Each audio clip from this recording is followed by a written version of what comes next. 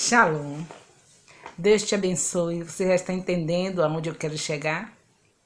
Eu estou mostrando para vocês que as nossas atitudes dentro da nossa casa, com a nossa família, vai influenciar no nosso relacionamento com os nossos filhos, com o nosso cônjuge.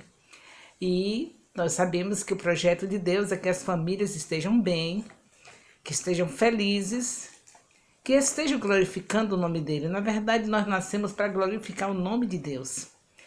Nós casamos não é para fazer alguém feliz. Nós casamos porque a ordem do Senhor é que o homem deixe seu pai e sua mãe, se una à sua mulher.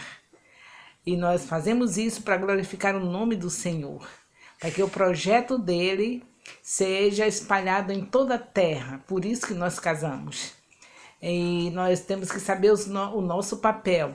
No caso da mulher, se submeter ao seu marido, não como escrava, mas como alguém que o honra e que o respeita.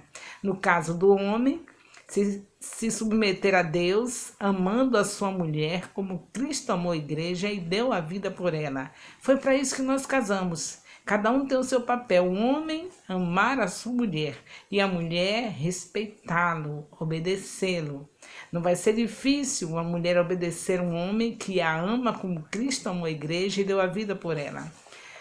São atitudes que às vezes nós tomamos indo lá que parece que desfaz tudo isso, né?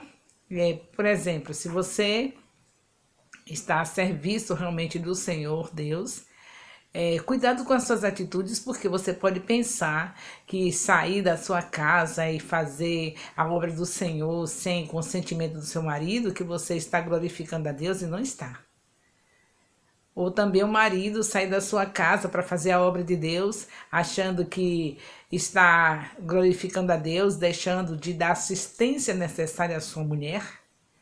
A Bíblia diz que não é para negar a benevolência. O homem deve estar entendendo que o seu corpo pertence à sua mulher, que é dela. E muitos de nós, com essa atitude de estar buscando o reino de Deus, fazendo a obra de Deus, dizendo que estamos buscando o reino de Deus para demais coisas serem acrescentadas, esquecemos da quebra de princípio, que é muito sério. Quebra de princípios é algo que detona a vida de qualquer filho de Deus. Não quebre princípios. O homem é para amar a mulher.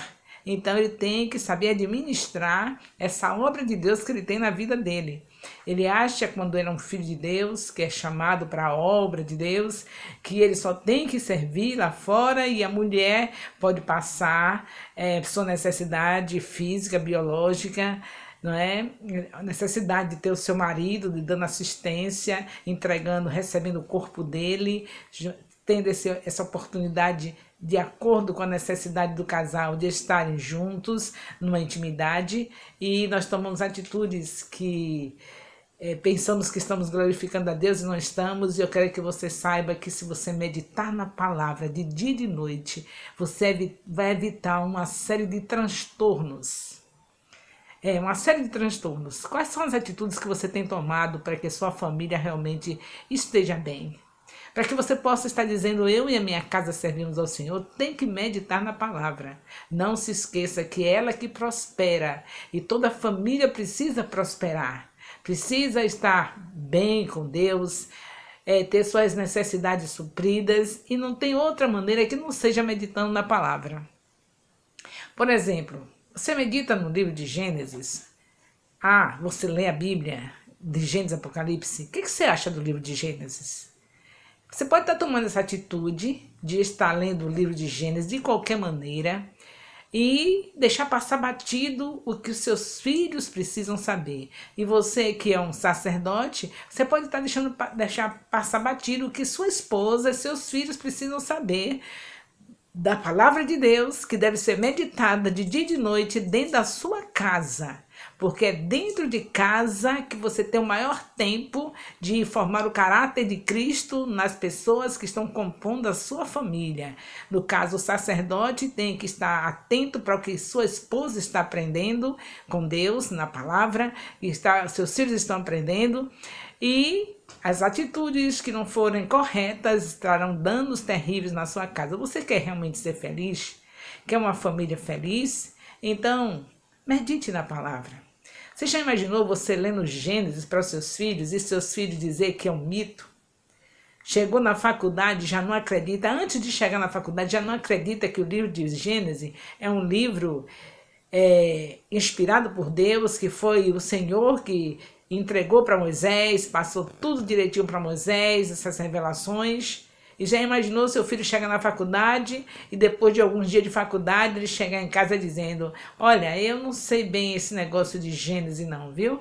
Porque eu tenho assim minhas dúvidas, eu estou achando que tanto faz Gênesis como a Utinapishtim, como o Enumelish, como a Shabacá, que foram escritos também no mesmo tempo de Gênesis, e assim como esses povos, essas pessoas escreveram essas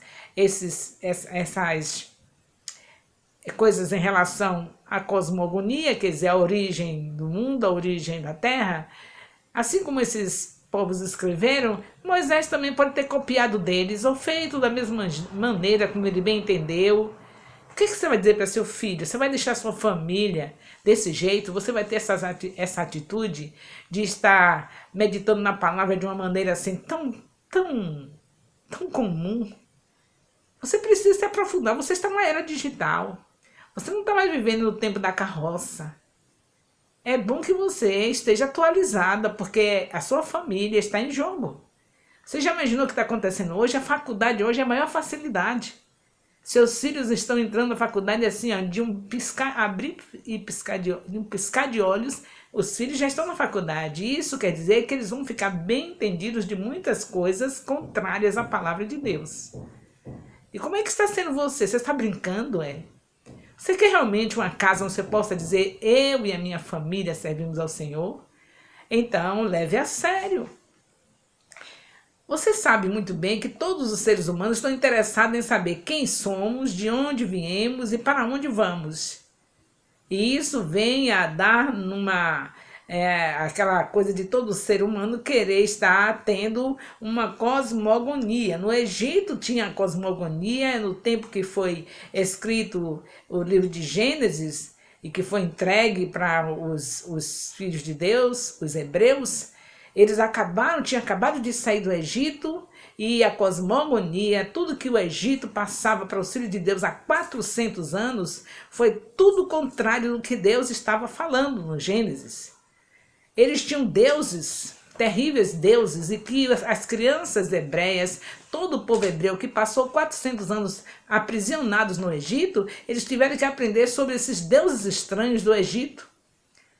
A origem da terra, do jeito deles, a origem do ser humano, de como veio o ser humano, como foi gerado, tudo do jeito deles, do jeito da Babilônia, do jeito da cultura egípcia, e o Egito estava baseado na cosmogonia da Babilônia, de tudo da Babilônia. Meu Deus, como é difícil isso, não é? A gente ficar dentro de casa, lendo a Bíblia de uma maneira comum, sem pesquisar, sem estar estudando, sem fazer um curso, simplesmente achando que chegou na escola dominical, está tudo resolvido, uma vez por semana, e quando se lê a Bíblia em casa, lê sem profundidade, sem dedicação, sem amor à palavra. Precisamos mudar. Se você quer realmente dizer: eu e a minha casa servimos ao Senhor, se interesse pela palavra, estude a palavra, faça um curso de teologia, procure saber dos seus líderes o que é confiável, porque tem muita coisa ruim por aí, não é? Muita coisa que não tem nada a ver com teologia, muita coisa errada. E você não pode pegar um curso qualquer, mas procure saber no seu ministério, através dos seus apóstolos, seus líderes, o que você pode fazer para estudar a Bíblia de uma maneira eficaz. Ah, mas todo mundo sabe que a Bíblia é a palavra de Deus e basta a gente ler. Sim, se você não tem recursos, o próprio Espírito Santo vai direto a você e fala tudo, porque ele é o teólogo dos teólogos. Mas se você tem recursos e ficar de braços cruzados, deixar os seus filhos acreditando no que estão dizendo sobre Enumelish, sobre a Utinapishtim, sobre a Shabacá, você vai ficar deixando que os seus filhos entendam dessas coisas, saibam essas coisas, e cheguem na sua casa depois de alguns dias de faculdade dizendo: quem é mesmo esse Deus que a senhora fala, hein? Você vai deixar chegar a esse ponto? Tenha cuidado. há 350 anos passados, viu? Há 3.500, não, perdão, há 3.500 anos passados, onde o povo de Deus, os hebreus, entrando na terra prometida, recebeu o Pentateuco. É necessário que você acredite nisso. É necessário que o Senhor se revelou para os hebreus e Jesus Cristo veio se revelar para todo aquele que o aceita. Então é necessário que saibamos que Ele é a própria palavra. Não podemos de maneira nenhuma nos deter às coisas desse mundo, ficarmos presos às coisas desse mundo, sem ter tempo para nos dedicarmos à palavra, porque ela é viva e eficaz. É ela que vai estar produzindo tudo que é necessário na vida dos seus filhos, no seu cônjuge. É necessário que você saiba disso. Você tem lutado por tantas coisas, está numa correria desenfreada e ainda vai nessa correria de tal maneira que quando você bem não esperar, está o seu filho achando que o livro de Gênesis é um mito. Ele não vai nem querer saber que no livro de Gênesis Deus fez uma escolha, escolheu o homem e a mulher, gerou. Que Deus, no livro de Êxodo, ele traz a libertação. Que no livro de Deuteronômio, ele traz a exortação. Que no livro de Levítico, ele traz a santificação. Que no livro de Números, ele traz a instrução. É preciso saber que o Senhor trabalhou no tempo lá do início com os hebreus, da mesma maneira que Ele trabalha conosco hoje. Ele nos escolhe, Ele nos liberta, Ele nos exorta, Ele nos santifica, Ele nos instrui. Como aconteceu nos 5 livros do Pentateuco. Pentateuco vem do grego 5, são 5 livros, do número 5. Penta, 5. Então você não pode de maneira nenhuma querer simplesmente dizer, já é promessa de Deus, eu e a minha casa vamos servir ao Senhor. Ele disse, eu creio nele que se crê no Senhor Jesus, será salvo tu e a tua casa. É claro, se você crê, você não fica de braços cruzados. Quem crê, se entrega. Quem crê, investe. Quem crê, vai de cabeça por inteiro para os braços de Deus, confiando nele, e todas as orientações dos seus profetas, eles estão sempre, quem crê, estão sempre aderindo, procurando ouvir os seus profetas, como está escrito em 2 Crônicas 20:20, porque o Senhor diz que quem crê é nele, se crê nele e crê nos seus profetas, prospera, e você tem uma família que precisa ser para a glória de Deus, para está abençoando a terra. E como abençoar a terra? Com uma família que não está bem estruturada na palavra. Simplesmente lê um versículo da Bíblia, não sabe nem para onde vem, nem para onde vai. Em um versículo só, vai formando doutrinas aí. Você precisa ler a Bíblia. Nós precisamos ler a Bíblia com intensidade, com amor, porque devemos amar a palavra de Deus. A palavra de Deus é o próprio Jesus. Como termos lares abençoados sem Jesus? Porque se a palavra não está nos 4 cantos da casa, não é somente no coração, e também nós estamos visualizando. Você está na sua casa assim, tão bem decorada, não é? Não tem essas informações, já tem informação demais, não é?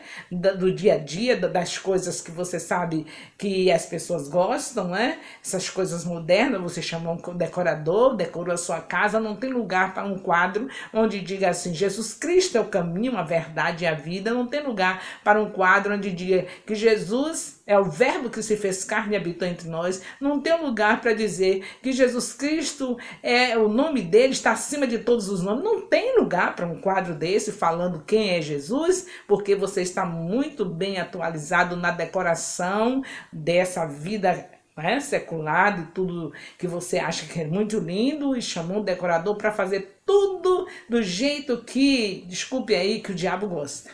Porque o diabo gosta mesmo que a palavra não seja visualizada.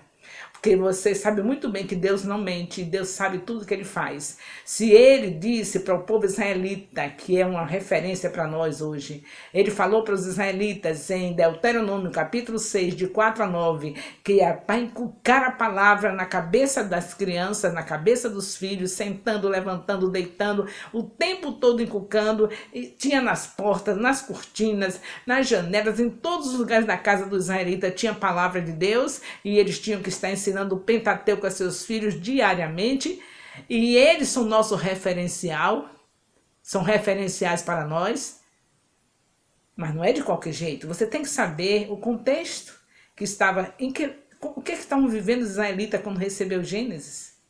O que foi que eles estavam vivendo? Para você saber e analisar, não ficar achando que os israelitas estavam de qualquer jeito, abandonando a Deus. Não foi de qualquer jeito. Eles viveram 400 anos aprisionados no Egito, com a lavagem cerebral de tudo que era Deus e era demônios, que a gente sabe que eram demônios, né? Eles estavam ali adorando a Pitá, adorando a Num, adorando a Tum, adorando a Morrá. Era cada tipo de Deus e cada nome estranho, de acordo com o lugar. Se fosse na capital do Egito, o nome do Deus tal já era outro nome. E era tudo deuses estranhos, muita bagaceira, muita idolatria. E eles saíram do Egito cheios de demônios, cheios de coisas na cabeça.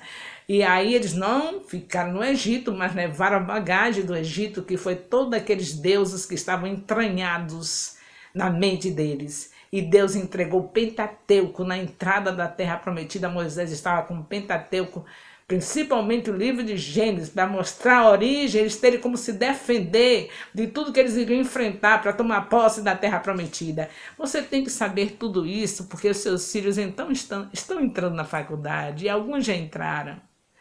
E você está se acomodando simplesmente com um dia de domingo que vão ao templo. Seus filhos estão entrando na faculdade e você sabe de muitos casos de filhos que nem uma semana entraram na faculdade já estão dizendo: mamãe, o que há com esse negócio desse Deus aí, hein? Olha o que estão falando desse Deus aqui. Isso para mim não dá mais não, viu, mãe?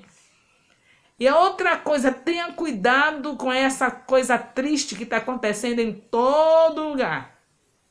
É uma coisa triste que acontece. As crianças, na hora que os seus líderes, seus profetas estão falando, ministrando, eles estão numa salinha de aula. Porque não pode agredir a criança. A criança precisa ouvir na linguagem dela.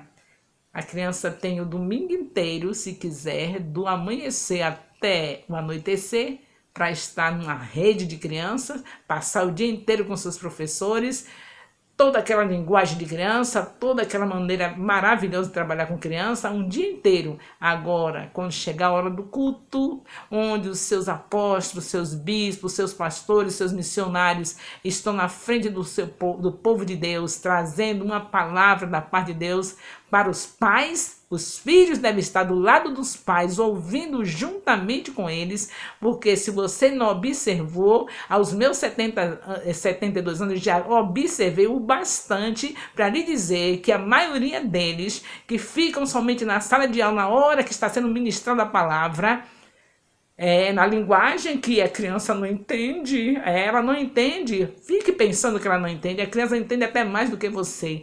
Agora é claro que nós temos que dar aqueles momentos agradáveis, infantis, na rede de criança, de uma maneira assim bem gostosa, mas quando eles sentam ao lado dos pais, se eles têm culto doméstico em casa, se estão acostumados a ser disciplinados, a sentarem junto com os pais para ouvir a palavra em casa, eles também sabem sentar junto dos pais para ouvir os seus profetas, e não ficarem só aprendendo que tem uma titia, né? Somente aquela coisinha da titia, e quando sai de lá, na adolescência, daquela salinha de criança, daquela coisa tão linda, eles das cadeiras do fundo do templo eles não passam, é dali para a rua. Vocês já viram isso? Aos meus 70 anos, 72 anos, já observei quantos adolescentes que passaram o tempo todo em salinhas de aula, sem aprender a ouvir os profetas, aprender a sentar e a cultuar a Deus junto com seus pais, que saíram da salinha de criança E nem sequer para a salinha de adolescente foram, estão nas últimas cadeiras, pertinho da porta da rua, da porta do templo, onde já está bem próximo de sair para a rua, e dali eles não passam, dali para o mundo, para fazer o que o mundo gosta. Vamos abrir nossa visão e vamos entender. Se nós somos chamados para ser líderes de criança, né, devemos nos submeter a estarmos com as crianças que são os tesouros do Senhor Jesus, um dia inteiro com eles, do jeito que Papai do Céu gosta. Melhor que seja o domingo, logo cedo, às 9 da manhã, começar um lanchinho, brincadeiras, histórias bíblicas, joguinhos bíblicos, e quando chegar o horário do culto, ele sentado com seus pais, para ouvir a palavra junto com seus pais. Dessa maneira vai resolver uma série de problemas. Tem líderes que não sabem quando foi que ouviu uma ministração trazida pelo seu líder, pelo seu profeta. E não pode ser assim. E aí você quer dizer, eu e minha casa servimos ao Senhor, quebrando princípios? As crianças, desde cedo, elas aprendem a respeitar os seus líderes quando elas sentam junto com seus pais e vê os seus pais respeitando, ouvindo tudo quando o Senhor tem para falar para eles. E elas ouvem juntos. Foi desse jeito que aos 7 anos, minha mãe ouvindo um vizinho falando da palavra para ela, e eu junto da minha mãe, com 7 anos, entendi tudo e recebia Jesus junto com a minha mãe. E hoje, aos 72 anos, quero dizer para você, você quer mesmo ter uma casa onde você diga, eu sirvo ao Senhor, eu, meus filhos, meus netos, e saber que esses filhos também vão formar lares que servem ao Senhor? Então trate de ouvir a palavra, meditar de dia e de noite, da maneira que o Senhor nos ensina, com muito amor. Não é meditar na palavra simplesmente porque alguém deu uma tarefinha. Se você medita na palavra, você sabe muito bem que acabou-se o tempo da criança estar na sala de aula na hora que o profeta está falando. Tem que você, professora, você, tia, vocês todos nós, estarmos ouvindo os profetas, porque é assim que o Senhor diz em 2 Crônicas 20:20. Quer ter uma família feliz? Então ouça o que o Espírito Santo está falando. Beijo no coração. É Rai Santana Nascimento, cheia de conversas de Deus.